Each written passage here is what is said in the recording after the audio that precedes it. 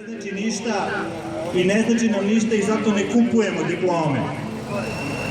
Zato ne prepisujemo svoje diplome, zato ne plagiramo svoje diplome. A to je valjda definicija lažne elite. I ta stabla sada stoje. Znači možemo da se odupremo.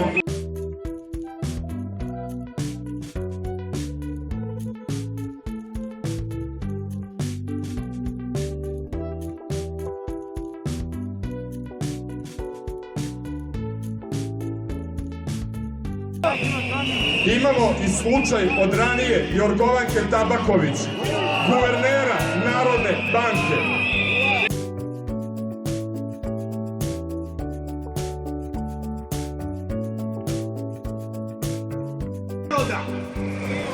A danas u svetu svaka vrsta podele u jednom narodu koji sebe smatra modernim i demokratskim jednostavno je prošlost.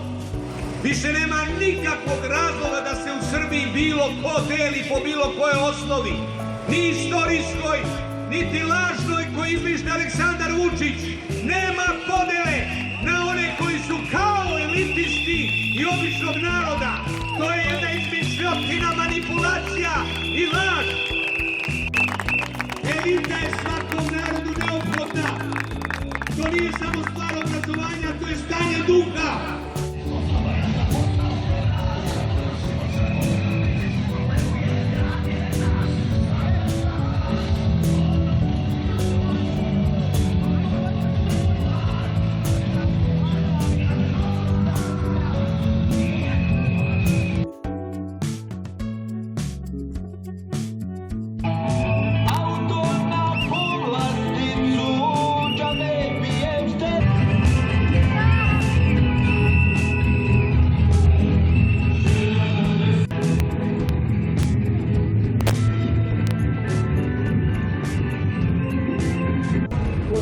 Srpske radikale da ubede da to nije srpsko, da smo mi govorili gluposti, da mi nismo znali šta je naše, a mi ni tada ni danas nismo htjeli i nećemo ništa što je tuđe.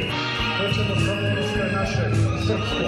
Ako jesu i taj Karlobag i Obuk i Karlovac i Virovitica, sve te srpske zemlje.